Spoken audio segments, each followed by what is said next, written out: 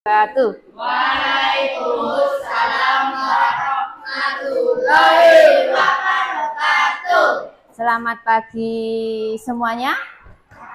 Pagi, sehat? Sehat. Ada yang tidak masuk hari ini? Tidak ada, masuk semua. Masuk semua, alhamdulillah sehat.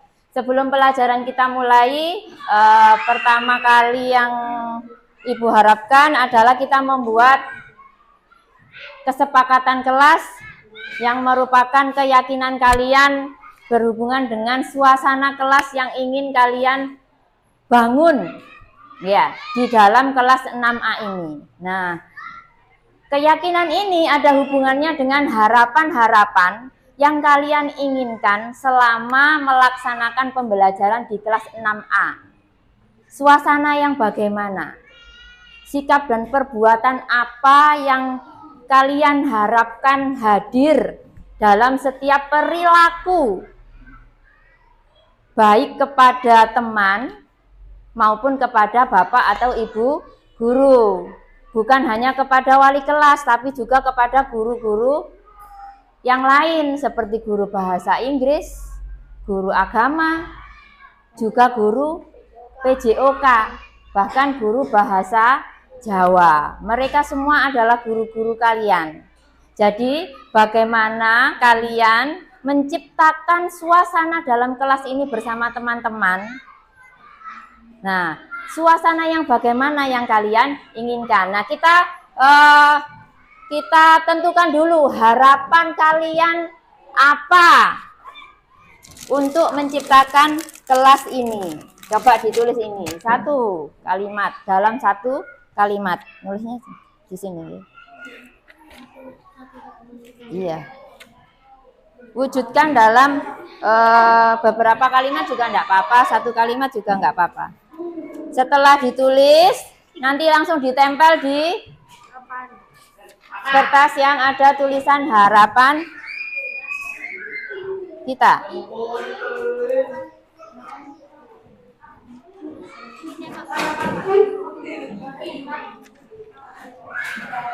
Yo, langsung. Nulisnya yang sebelah sini, ini kan lem. Jangan sampai kebalik. Nanti nek kebalik gak kena ditempel. Yuk, ditulis dulu. Harapannya apa? Harapan sampean.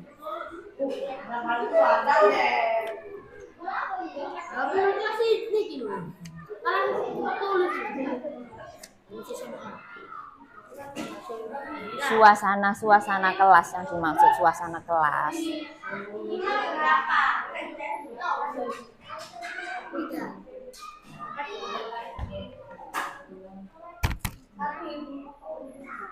Boleh.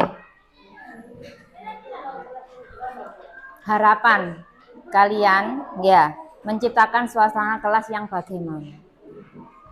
Sikap apa yang ingin kalian tampilkan, ingin kalian laksanakan untuk menciptakan suasana kelas yang kalian inginkan?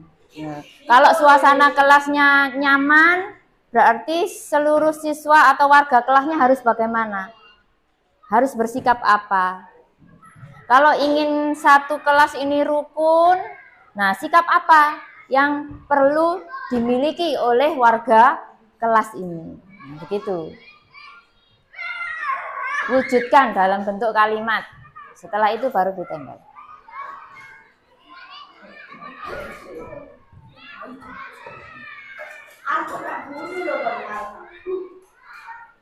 Sudah, boleh ditempel.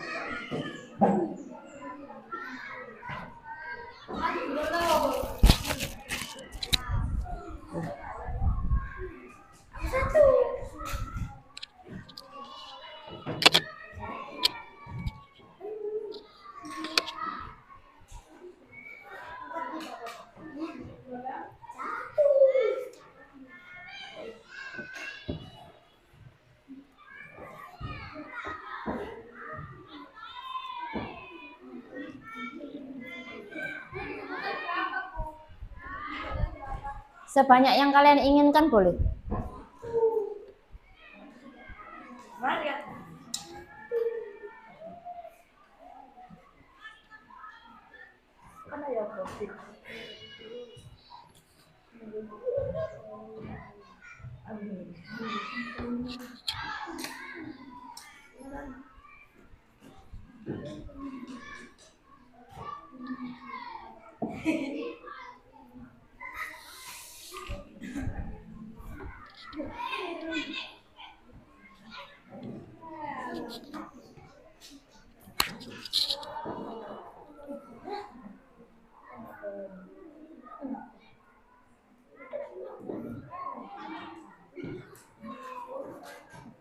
Langsung ditempel. Kalau sudah langsung ditempel.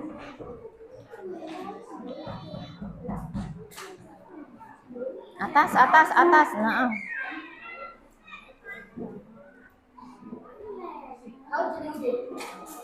Enggak usah. Enggak.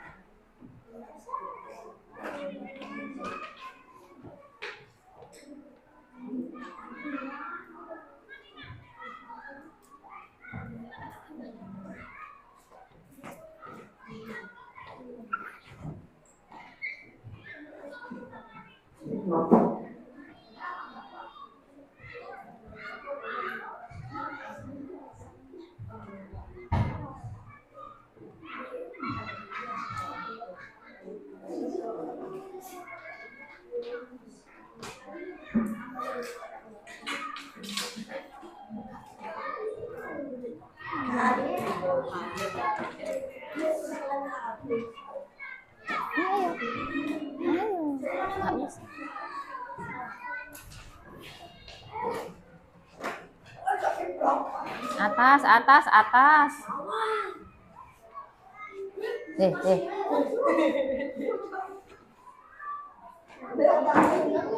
Membuat pelan lebih nyaman.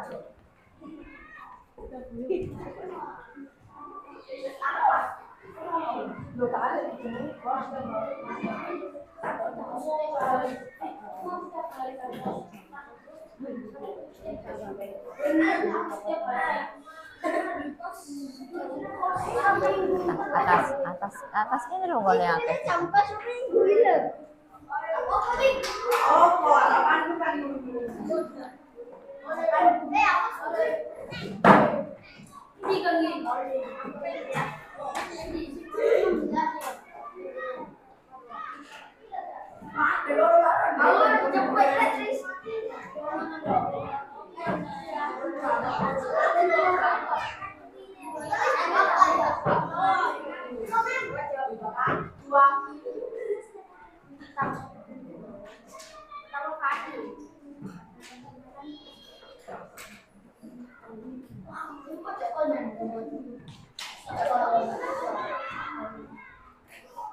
Ayo cepet.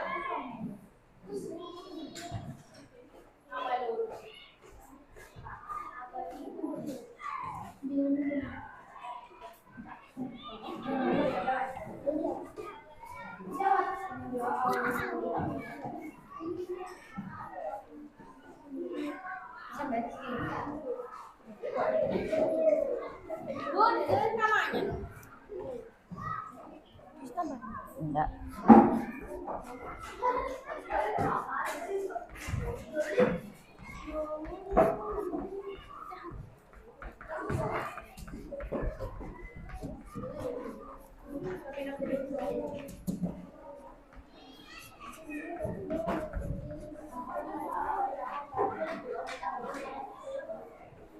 Ya, dari hasilnya kita uraikan ya.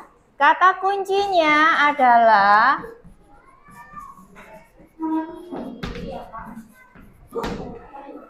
kelas, bersih, dan nyaman. 1.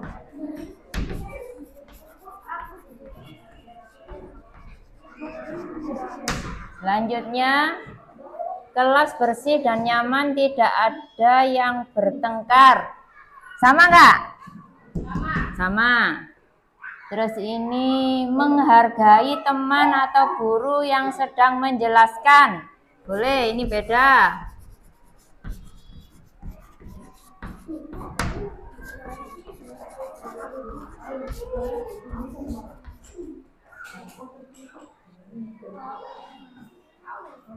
Ada lagi, tidak bertengkar dengan teman. Boleh.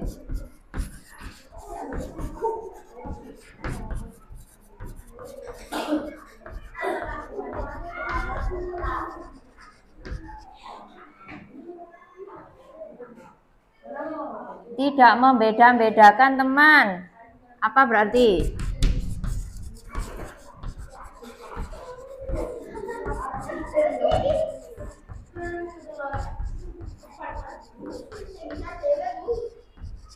Urut dari atas. Bisa belajar dengan tenang dan aman. Coba beda ini.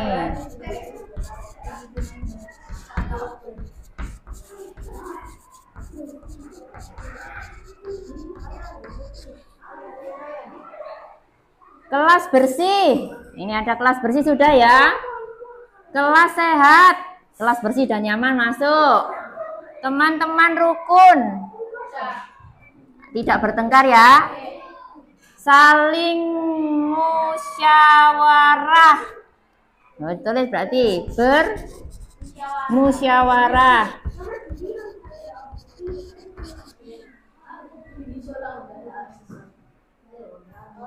Tolong menolong.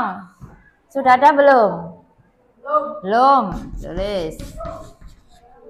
Tolong menolong. Kemudian murah hati. Masuk enggak tolong menolong? Masuk. Sudah diwakili. Harus piket pada waktunya.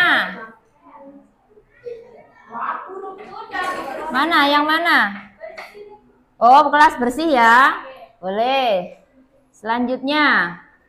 Satu kelas menjadi rukun dan kompak. Sudah ada belum? Termasuk tidak bertengkar ya. Tidak memanggil-manggil nama orang tua.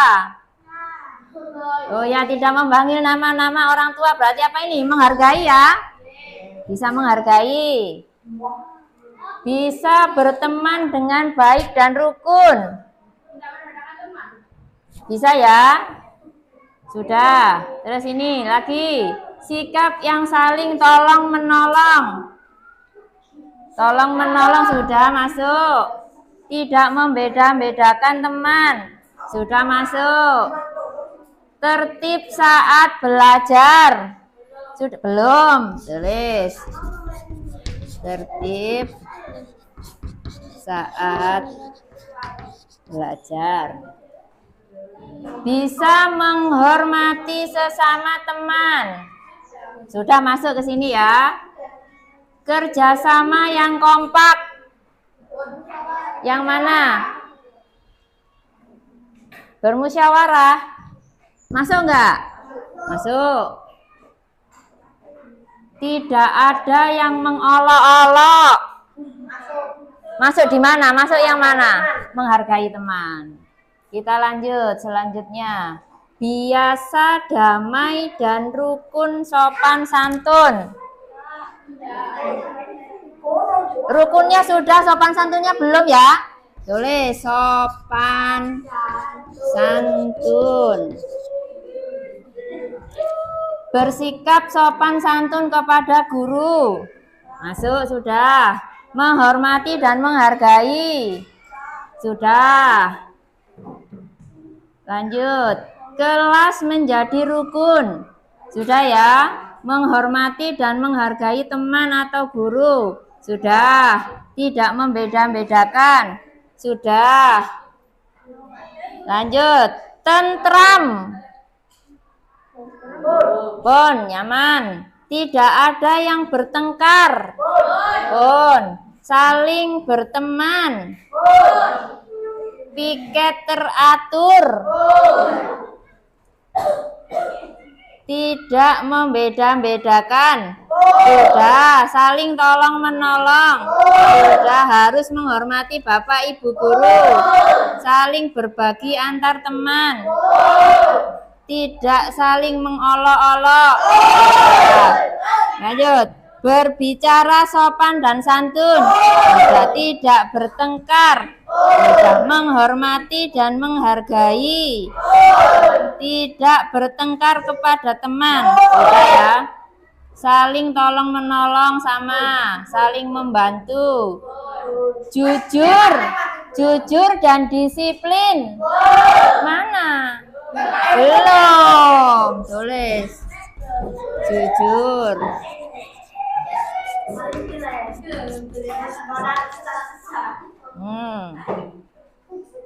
Tidak boleh menyontek.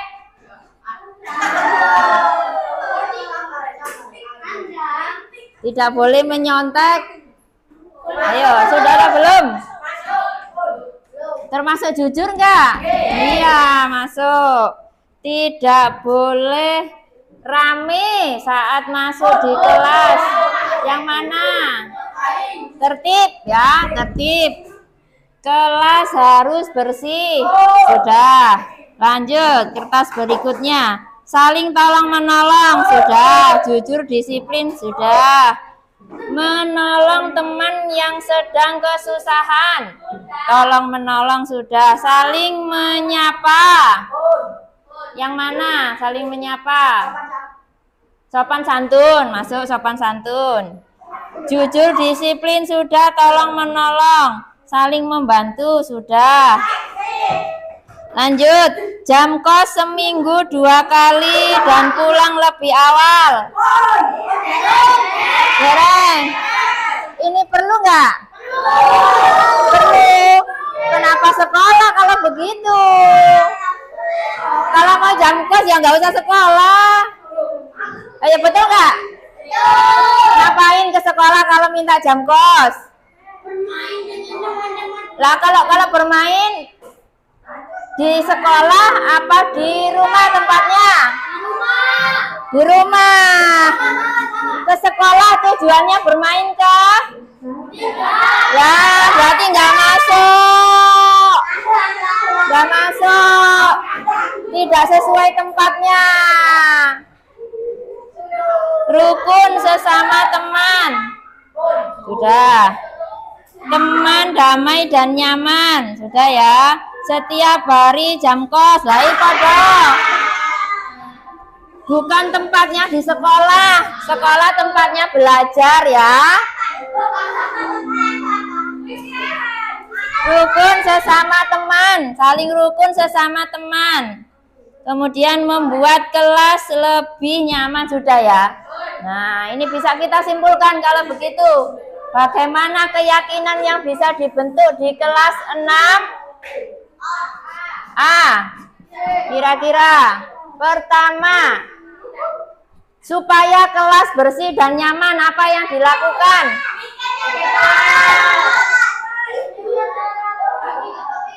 Bertanggung jawab berarti ya.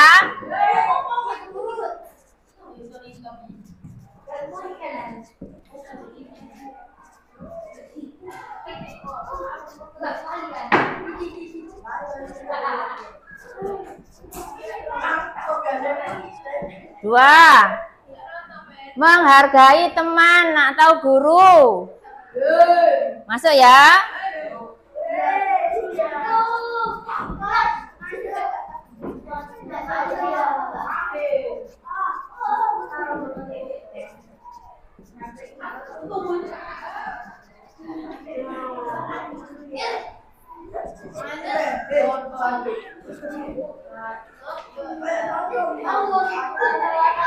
Tidak bertengkar dengan teman. Perhatikan, tidak bertengkar dengan teman. Apa yang dilakukan supaya tidak bertengkar?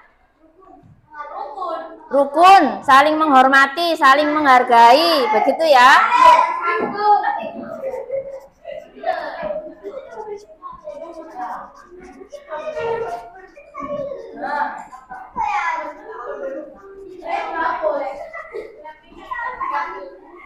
Tidak membeda-bedakan teman. Tidak membeda-bedakan teman. Apa yang dilakukan? Saling menghormati, menghargai, menjaga kerukunan.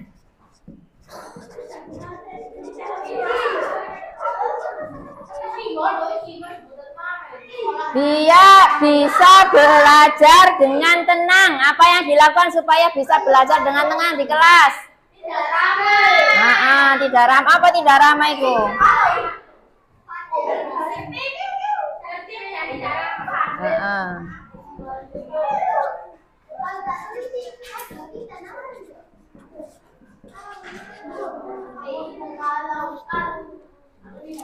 Bermusyawarah.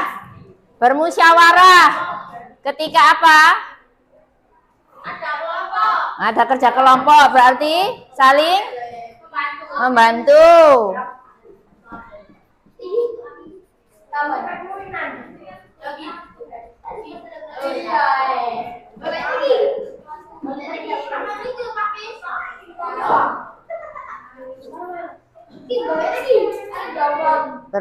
Tertib saat belajar. Tertib saat belajar berarti mengikuti aturan ya. Sopan dan santun.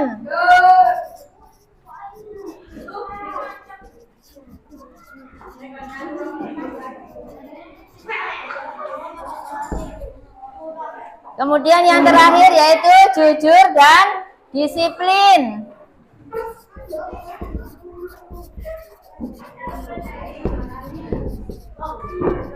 Nah, ada lagi yang mau ditambahkan? Sudah sepakat? Sepakat? Sepakat ya? Ayo sekarang ketua kelas Mas Al tanda tangan di sini. Kesepakatan bersama. Yuk. Bukan nama. Nama biasa. Iya sembarang.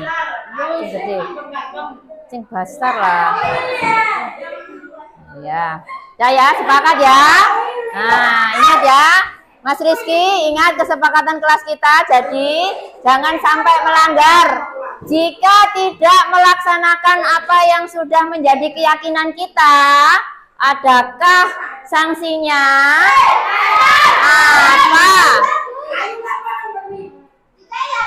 Hadiah apa? Hadiah uang siap. Dari mana uangnya?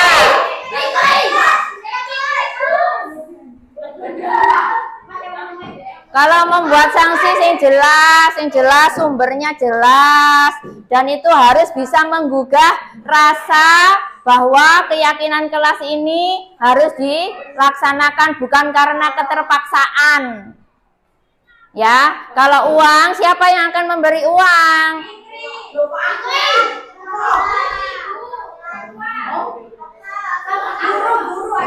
Konsekuensinya kalau tidak melaksanakan, diberi hadiah apa? Hadiah spesial apa?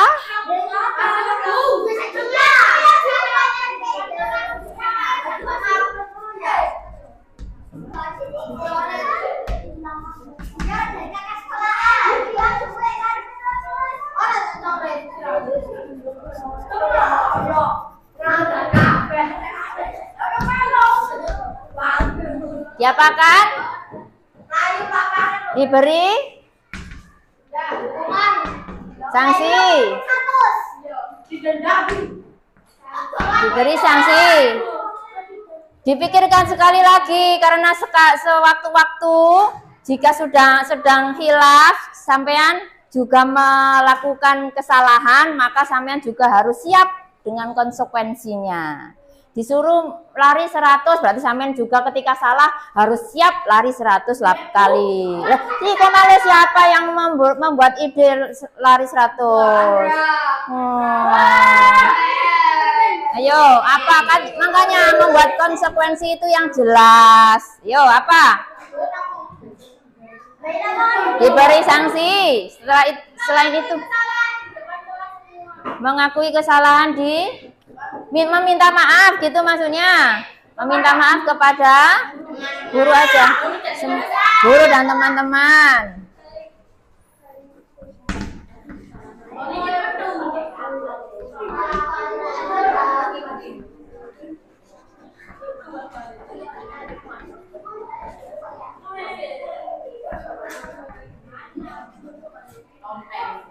Terus apa lagi? Muteri lapangan, ada lagi ini, muteri lapangan P5, setuju enggak? Olahraga. Lari muteri lapangan 5 kali.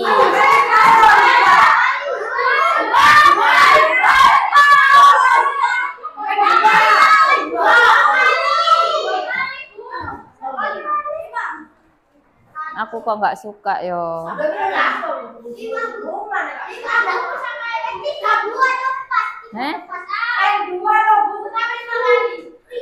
Apa dihubungkan ke orang tua?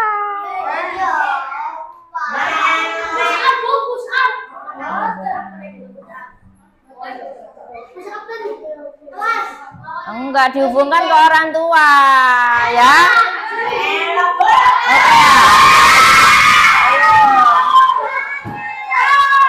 Loh, ini kan hanya konsekuensi. Makanya jika nggak pengen, aturan ini dilaksanakan cukup gampang.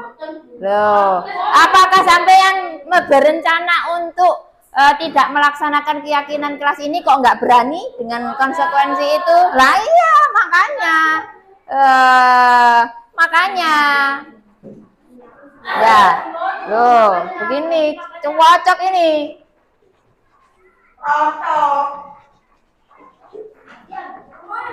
Nah, biar orang tua tahu bagaimana sikap dan perbuatan kalian selama di sekolah.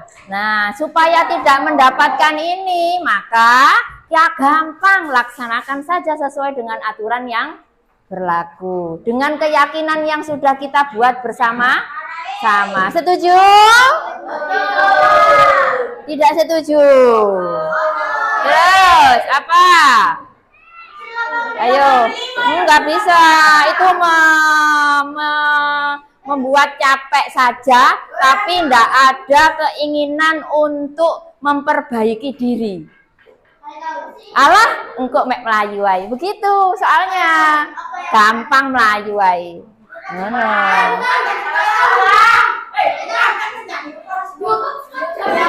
Enggak, sekop jam itu sama. Sama.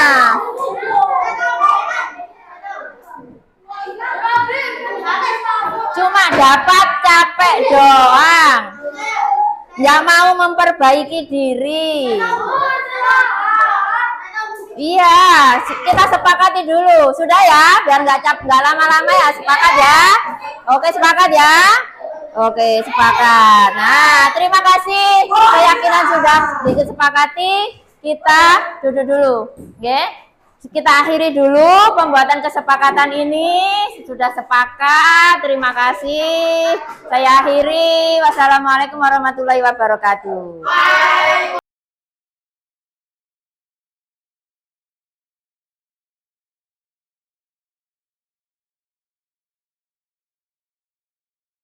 Action. Assalamualaikum warahmatullahi wabarakatuh. Waalaikumsalam warahmatullahi wabarakatuh. Bismillahirrahmanirrahim. Assalatu wassalamu ala asrofil anbiya'i wal mursalin Sayyidina Muhammadin wa ala alihi wa sahbihi wasallam. Kepada yang terhormat Wakil Kepala Sekolah SDN Beloh, yang saya hormati Bapak Ibu Guru SDN Beloh beserta staf TU, saya ucapkan terima kasih atas kehadirannya.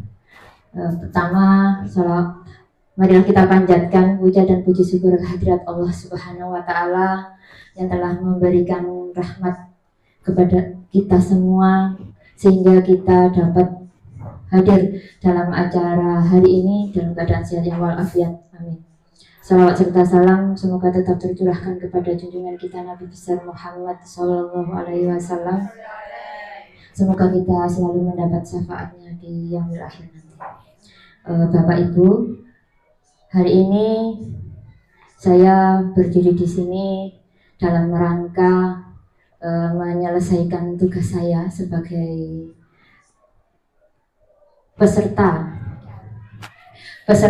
pendidikan guru penggerak angkatan 11 dari Kabupaten Mojokerto.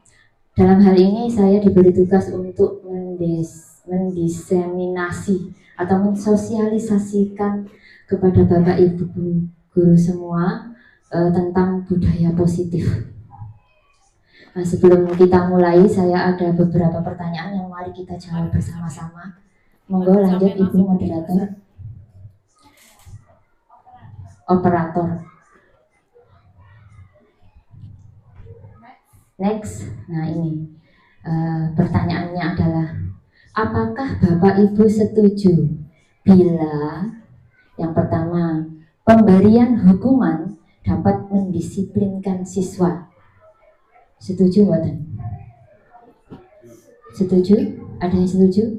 Muter pendapat aja, nggak apa-apa, nggak bakalan dihukum.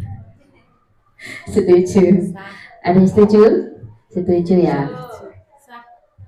Nah, nanti coba ada jawabannya nanti. Yang kedua, pemberian hadiah meningkatkan prestasi siswa. Setuju buatan? Setuju. Ada setuju. Kakek setuju? Ya bisa iya, bisa tidak.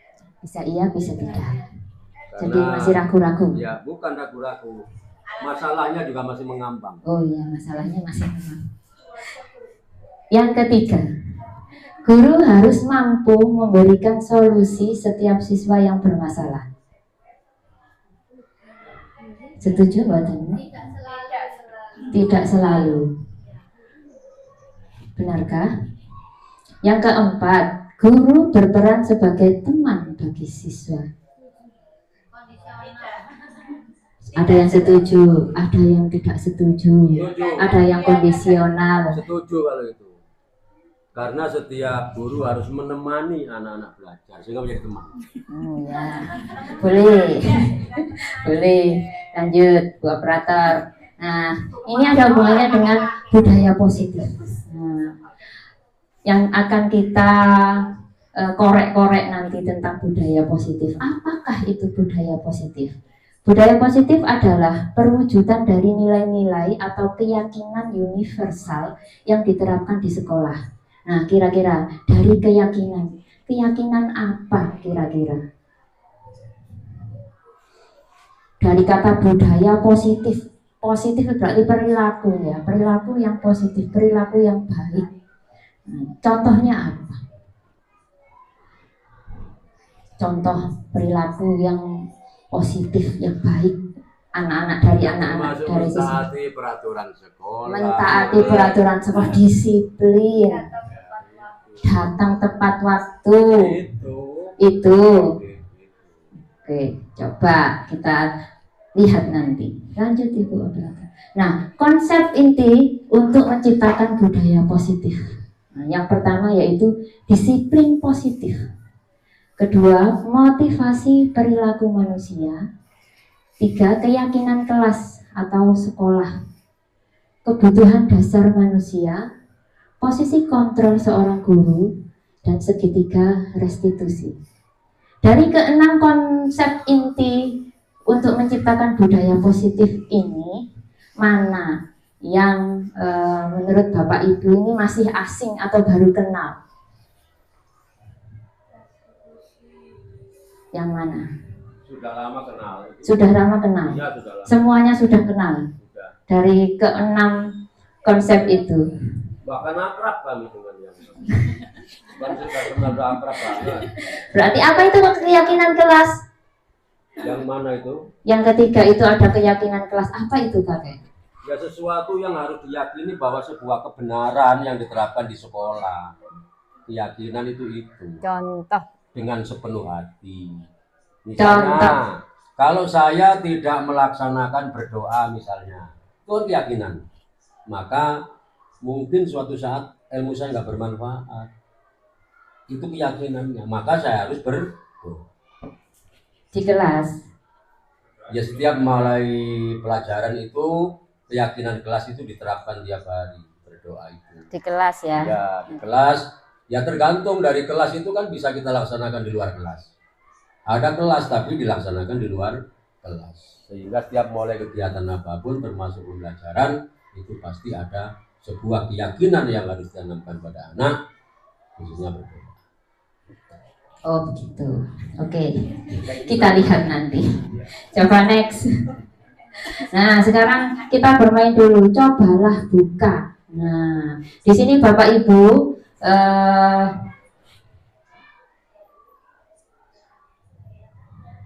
kira-kira ya, misalkan ibu dan bapak ini punya sesuatu yang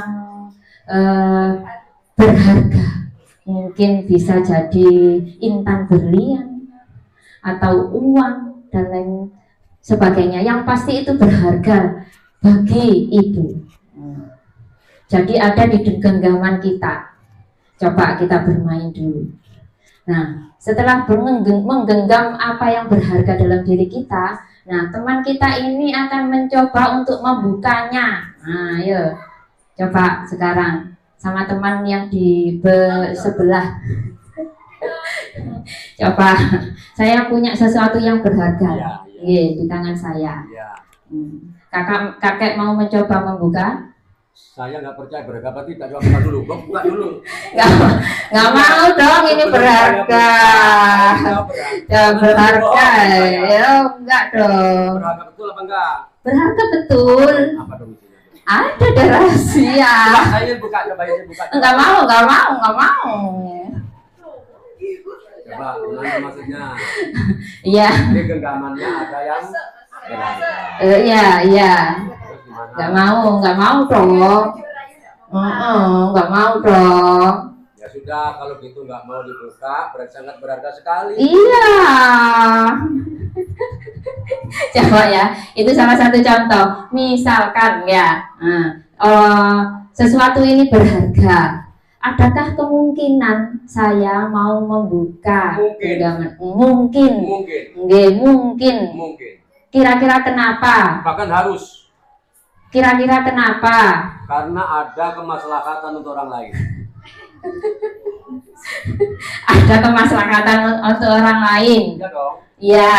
Iya kalau iya. Kalau enggak itu barang pribadi saya, ya enggak mau dong. Bisa pamer. Ya boleh. Kalau ada rasa ingin pamer. Ya nggak positif dong kalau pamer. Kan budaya positif ini kita kan. Loh ini kan urusan pribadi saya. Contoh ini pribadi saya. Pribadi yang baik itu akan memberikan sesuatu yang berharga kepada orang lain. Raya. Boleh, tapi sesuatu ini loh hanya barang pribadi saya, nggak ada urusannya sama orang lain. Ya terserah situ. Itu yang contoh ya. Berarti ada juga kemungkinan saya membuka ya.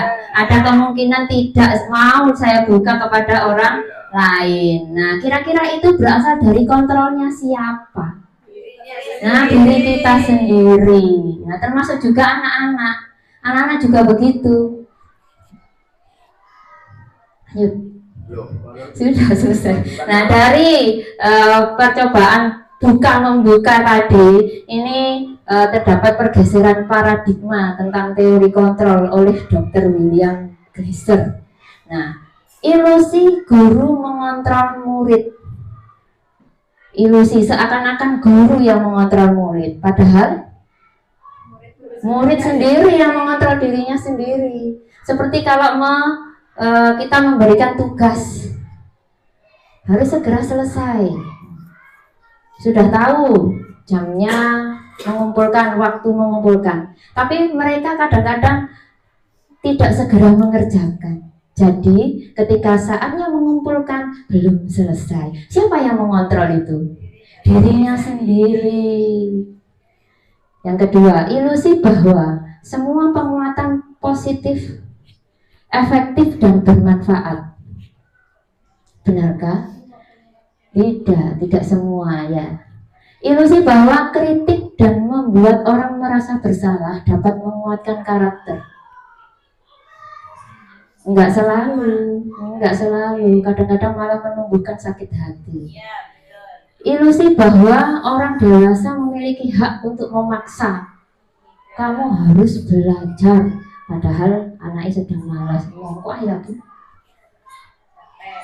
Karena capek, nanti aja capek. Bagaimana seseorang bisa berubah dari paradigma stimulus respon kepada pendekatan teori kontrol? Ini menurut Stephen R. Covey. Nah, stimulus respon itu seperti apa? Contoh, realitas kebutuhan kita ini sama.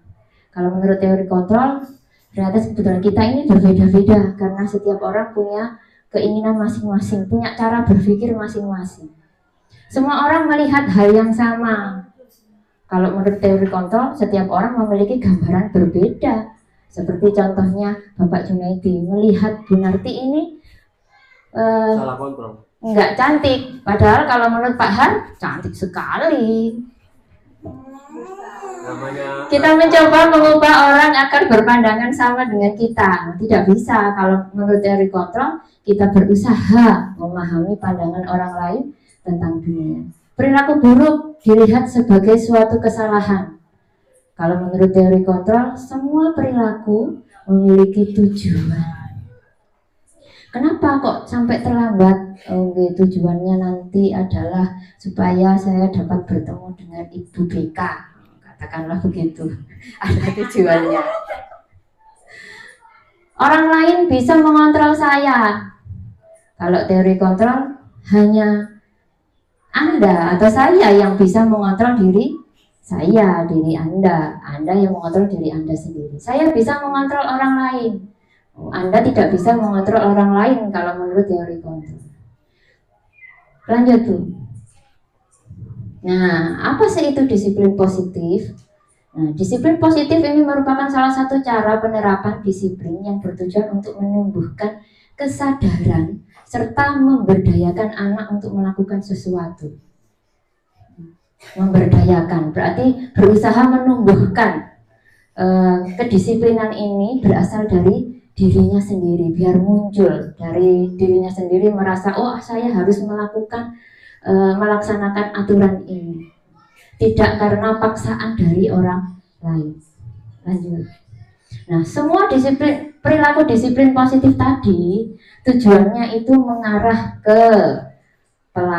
profil pelajar Pancasila, beriman dan bertakwa kepada Tuhan yang Maha Esa dan berakhlak mulia, berkebinekaan global, gotong royong, kreatif, belajar, bernalar kritis mandiri. Asalnya adalah nilai-nilai kebajikan universal yang ada dalam diri mereka, muncul dari disiplin positif yang telah dimiliki. Lanjut. Nah, motivasi perilaku manusia. Ada 3 motivasi yang dimiliki oleh manusia biasanya. Yang pertama, untuk menghindari ketidaknyamanan atau hukuman. Masuk tepat waktu, tujuannya hanya untuk biar tidak dapat hukuman.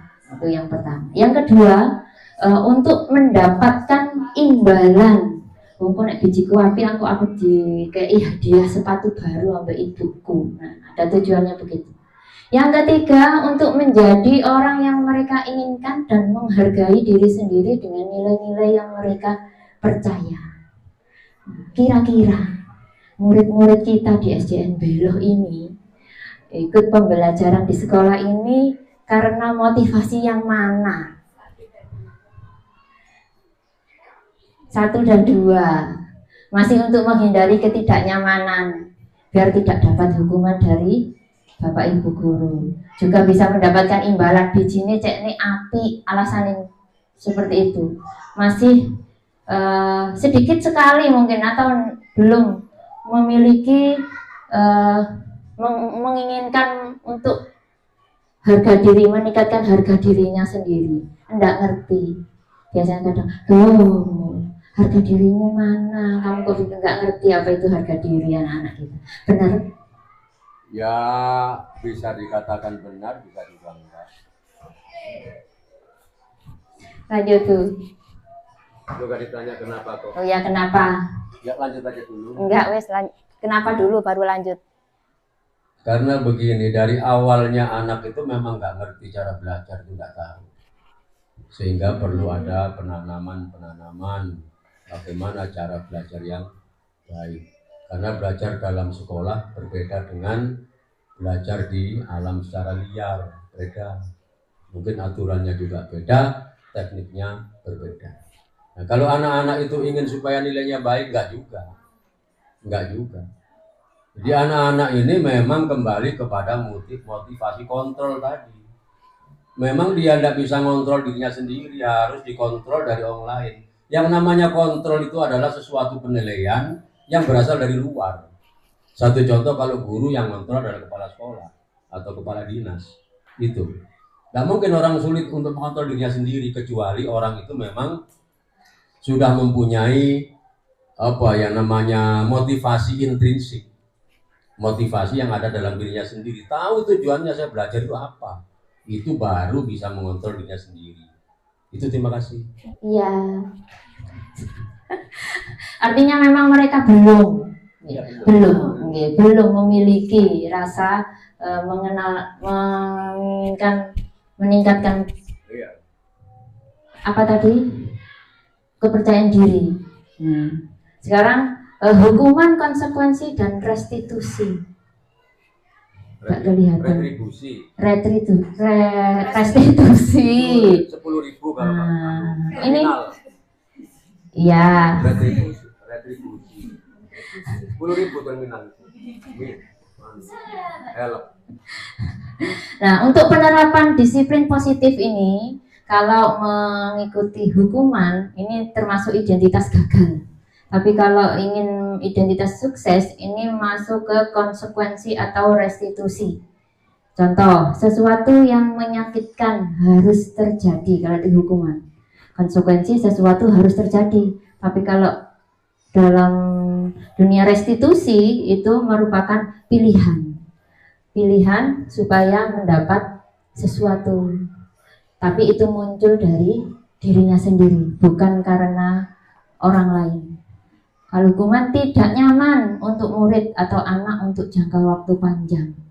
Kalau konsekuensi tidak nyaman untuk murid untuk jangka waktu pendek. Kalau restitusi menguatkan anak atau murid dalam jangka waktu yang panjang. Jadi kalau muncul dari dirinya sendiri, itu bisa bermakna dan tertanam selama hidupnya.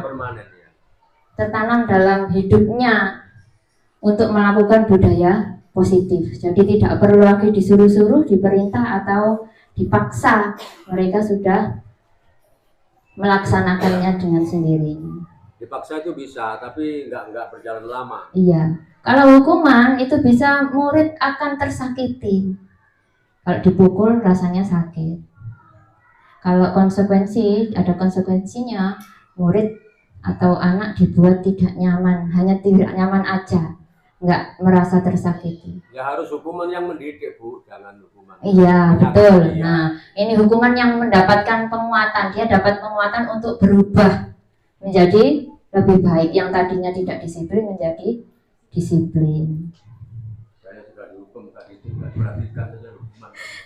Kalau hukuman bisa jadi anak-anak ini menyembunyikan kesalahannya biar tidak dihukum, disingit apa-apa gak aruh, dapat PR karena lupa tidak mengerjakan PR, kancane dicak, ojo kadani ibu guru yang PR jika dihukum. Biasanya begitu ya. Ada nggak yang punya pengalaman seperti saya? Iya. Kalau ditagih berarti, tak pikir sampai lali Bu, gitu. Kalau konsekuensi itu anak jadi belajar taat peraturan. Wah ya nggak mau ngumpul PR ya wis langsung dikumpul tanpa ada permintaan. Kalau restitusi, murid belajar memecahkan masalah. Bagaimana supaya bisa mengerjakan PR itu terkerjakan dengan lancar, dengan tepat waktu. Lanjut Bu. Nah, hukuman, konsekuensi, dan restitusi. Hukuman ini biasanya tidak terencana, bersifat satu arah, bisa berupa hukuman fisik, psikis, atau kata-kata.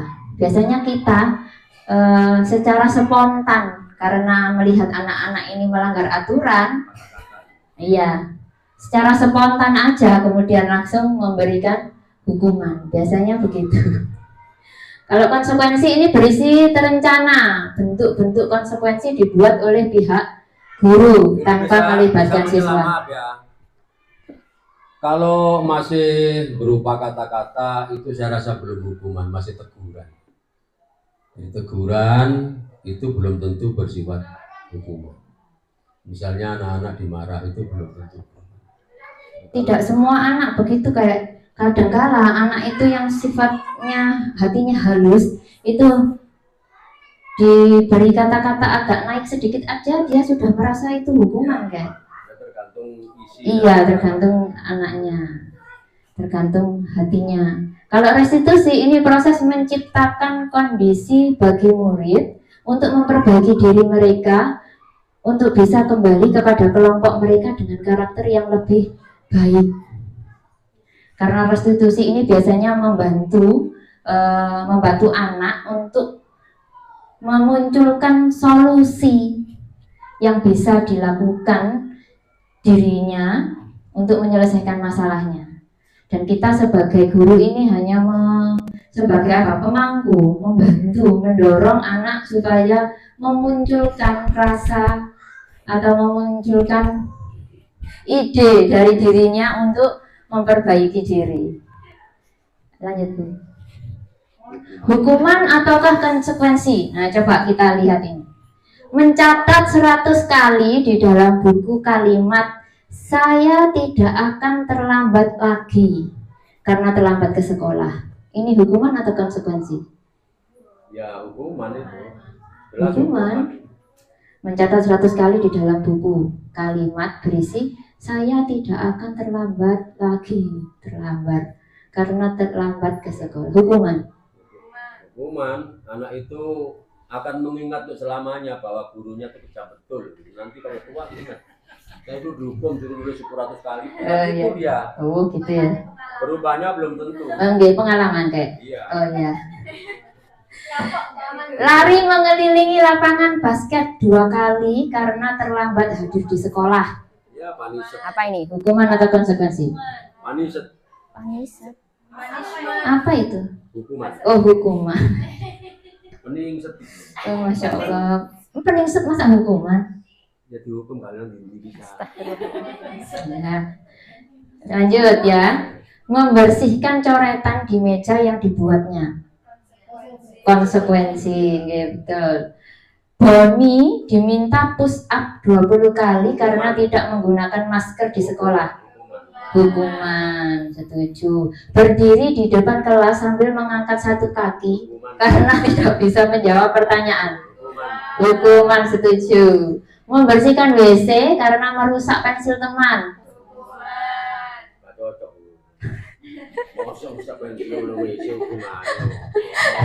Hukuman ya. Lari keliling lapangan 10 menit karena terlambat mengikuti kelas PJOK. Hukuman kah? Konsekuensi. Konsekuensi karena waktunya juga PJOK. Lanjut. Nah, dihukum oleh penghargaan. Jadi sudah buat ini. Pengaruh jangka pendek dan jangka panjang. Benar nggak? Pengaruh jangka pendek, maksudnya dihukum oleh penghargaan. Kalau ketika diberi penghargaan, ini bisa mempengaruhi baik jangka pendek maupun jangka panjang. Adakah pengalaman begitu? Misalkan kurang disiplin ada lomba nggak pernah diajak. oh gitu. Begitu ya. Ini penghargaan tidak efektif. Diberi hadiah karena mendapatkan nilai terbaik. Misalkan hadiahnya Bangkrut guru. bangkrut gitu. Bokep sekolah nih. Karena tidak sesuai, jadi anaknya tidak punya motivasi untuk melaksanakan atau meningkatkan prestasinya. Wis aras-arasan bisa jadi begitu. Penghargaan merusak hubungan. Mesti iku wae sing digawe hadiah. Aku gak tahu. Alah paling iku sing oleh hadiah pancet ae. Gak wawah wis aku mau kalah terus sampai arek iku. Begitu biasanya. Ya. Penghargaan mengurangi ketepatan. nek beri penghargaan kemudian balelo apa ya motivasinya jadi berkurang. Alah aku mesti kok aku masih aku satu elek-elek titik tetap aku kok yang paling apik dhewe. Ya biasanya itu kalau orang dikasih hadiah itu terus yang memang prestasinya bagus akhirnya apa yang nyuruh dia. Iya, aku aja terus, Kalau dia aku aja mampu- terus. mampu begitu. dan mau dan nurut memang. Kemudian tambah seperti saya dulu sekolah sering disuruh guru. Oke. Saya sampai Bapak Iwan. Dulu mbak saya pasti menang sih. Masalahnya itu heran saya. Lanjut ya. Allah. Penghargaan menurunkan kualitas seperti tadi. Penghargaan mematikan kreativitas. Diberi hadiah terus dioyok-oyok sampai kancane. Ah, kamu kulo mencari anak guru makanya kono. Bisa jadi gitu. Makanya menang no. Wes paling rasa-rasa. Ibu nih marah-marah kan ya. Karena yang kita bicarakan tingkatannya di desa dan semua orang kenal. Tapi Praktek kalau sekolah. sudah tingkatannya kabupaten atau provinsi nggak akan potensinya naik. Pasti akan naik. Kalau desa ya mungkin juga. Bisa jadi penghargaan juga menghukum atau motivasi dari dalam diri. Nah, mengapa keyakinan kelas bukan kesepakatan kelas? Apa bedanya ya keyakinan kelas dan kesepakatan kelas? Beda. Keyakinan memang nilai-nilai dasarnya dalam kelas itu sudah ada bahwa ini benar, ini harus dilakukan. Kalau kesepakatan kadang-kadang kan kondisional, tidak selamanya. Misal sekarang ini, bagaimana besok nih? Besok kan waktunya BTG, padahal sebenarnya nggak BTG. Kesepakatan bagaimana? Oh ya Pak, besok saja BTG-nya, pelajaran yang lain di geser itu kan ada kesepakatan. Kesepakatannya. Iya. Kalau keyakinan, seperti ini contoh. Mengapa kita memiliki peraturan tentang penggunaan helm pada saat mengendarai kendaraan roda 2 atau motor? Mengapa?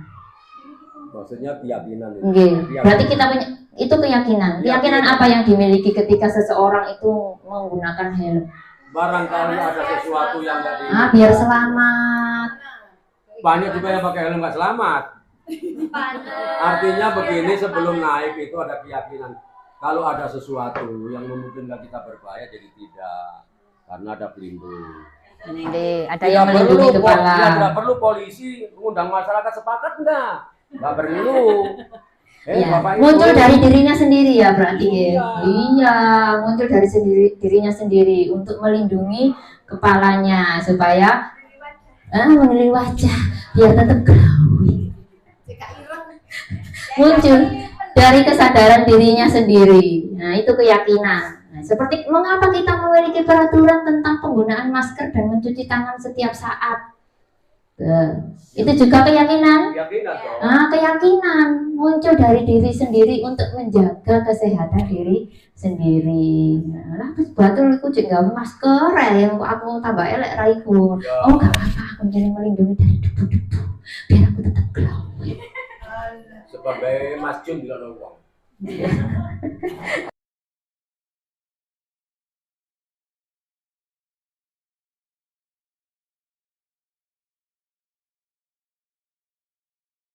Kesan dan kesan setelah mengikuti acara sosialisasi ini. Alhamdulillah, setelah mengikuti pemaparan tadi banyak sekali ilmu-ilmu yang saya dapatkan, yang selama ini sepertinya saya menjadi guru itu sudah bagus. Ternyata banyak sekali kekurangan-kekurangan yang saya lakukan dalam peristiwa proses belajar mengajar di kelas. Di antaranya biasanya kalau kami menghukum anak itu ya kadang-kadang fisik, suruh lari, segala macam. Ternyata setelah mengikuti pembinaan atau pengarahan ini tadi, banyak sekali hal-hal yang sangat elegan begitu. Hal-hal yang sangat manusiawi yang malah justru itu bisa mendidik anak dengan sebaik-baiknya, tanpa anak merasa ditakuti, tanpa anak merasa tertekan, menjadikan pembelajaran lebih senang, dan anak bisa memahami dirinya sendiri. Ini yang sangat sulit. Kebanyakan kita ini nggak bisa memahami diri anak. Tapi dengan cara yang seperti tadi, terutama yang terakhir itu ada apa tadi namanya itu manajer itu tadi, itu sangat bagus sekali itu. Dan itu insya Allah akan kami terapkan dan akan saya sampaikan ke guru-guru yang ada di Trawulan semuanya, nanti insya Allah akan sampaikan itu untuk bisa menerapkan hal itu kepada anak-anak, sehingga anak-anak itu bisa merubah tingkah laku yang kurang baik menjadi sebaik mungkin tanpa harus ditakut-takuti. Artinya ada dorongan atau intrinsik, dorongan yang ada dalam dirinya sendiri. Terima kasih, mudah-mudahan ini dilakukan lagi pada hari-hari berikutnya dengan yang lebih baik lagi, diantaranya ya ada misalnya cemilan-cemilan apa gitu loh. Terima kasih. Sudah tuh kayak di belakang kayak. Ya.